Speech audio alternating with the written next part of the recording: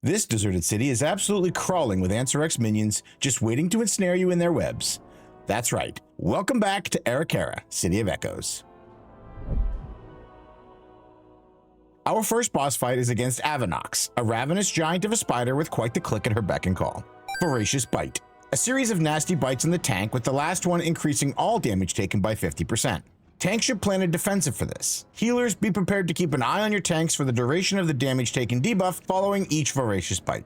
Alerting Shrill. Avanoxx cries out, awakening starved crawler minions who swarm to her aid. The crawlers fixate a random player and will deal increasing damage to their target if they catch you. If any starved crawler enters Avanoxx's hitbox, she'll eat them alive, increasing her damage done.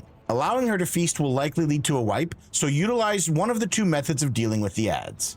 The first, and easiest for pugs, is to simply move the boss away from the eggs before they hatch. Remind the DPS to swap to the ads. The boss fight might feel a bit slower, but this strat is certainly much safer if your group is not a practiced team. The second method is to park the boss near the eggs and position the group in a stack between the boss and the biters. As long as the fixated players don't kite the ads directly into the boss's hitbox, she won't be getting any snacks. You will AoE them down while keeping cleave damage on the boss. This method is faster as your DPS won't lose boss uptime, but it is more dangerous. You'll be taking melee hits from the littles and have the potential to feed Avanoxx. Choose wisely, and maybe just give your healer a heads up on the strat before you pull. Gossamer Onslaught. This area of denial mechanic is player baited. Stack as a group, or as multiple small groups, and take short, halting steps to conserve space. The Onslaught leaves behind webs that will hurt and slow anyone caught in them. If you stand in them for too long, you'll find yourself cocooned in the webs, so keep moving. The second boss, Anub'Zekt, has no qualms about stepping in to handle any disruptions himself if his forces prove too inept. Impale, a large frontal cone targeted on the tank. Move out of the circles to avoid damage. Infestation, a 5-second dot on a player that leaves behind a moving swarm of bugs. Be considerate and don't give your teammates bug bites. Move out of the group before you drop your flies. Burrow Charge. Anub'Zekt selects a target and burrows into the ground. After a few seconds, he'll dig his way to the target, damaging and knocking back anyone in his path, before erupting at the target's location for big damage and a knockback. Move far away from the boss if you're the chosen one, and use a movement ability to dodge his eruption, or send a defensive if you have to eat it.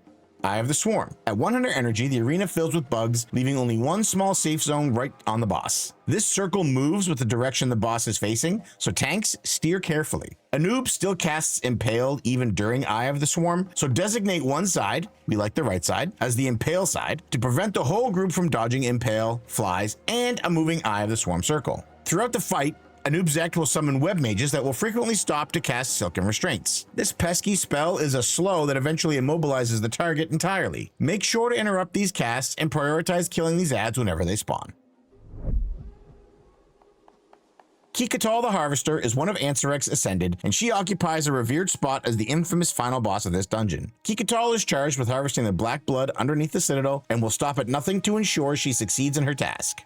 Erupting Webs. These ground-targeted bursts of damage will also stun any player hit for 3 seconds. Better move those feet to stay safe. Cultivated Poisons. Kikatal injects 3 players with a toxin that deals damage over time and causes the afflicted to spew poison from several directions at once until the toxin is removed or expires. Upon removal, waves will erupt from the affected players in the same direction as the poison spew. These waves travel across the boss arena in straight lines. Be very careful not to stand in the directional poison sprays from any of your party members, and be prepared to dodge their waves. Throughout the fight, you'll notice small blood workers running across the room. These low-health minions drop a puddle of grasping blood upon being damaged. You will need these puddles to deal with an upcoming mechanic, so be strategic in your placement of grasping bloods and ensure there are plenty of puddles spread around the room. Do note, though, that these puddles don't last forever and will begin to shrink if they've been on the ground too long. Cosmic Singularity. Kikatal pulls all players into herself to blast them with a massive AoE that also leaves a nasty debuff. Run against the pull to a grasping blood puddle and stand in it. Once the Cosmic Singularity cast finishes, you can interrupt, stun, attack, or use a snare removal to escape the grasp of your little blood friend and run back into the fray.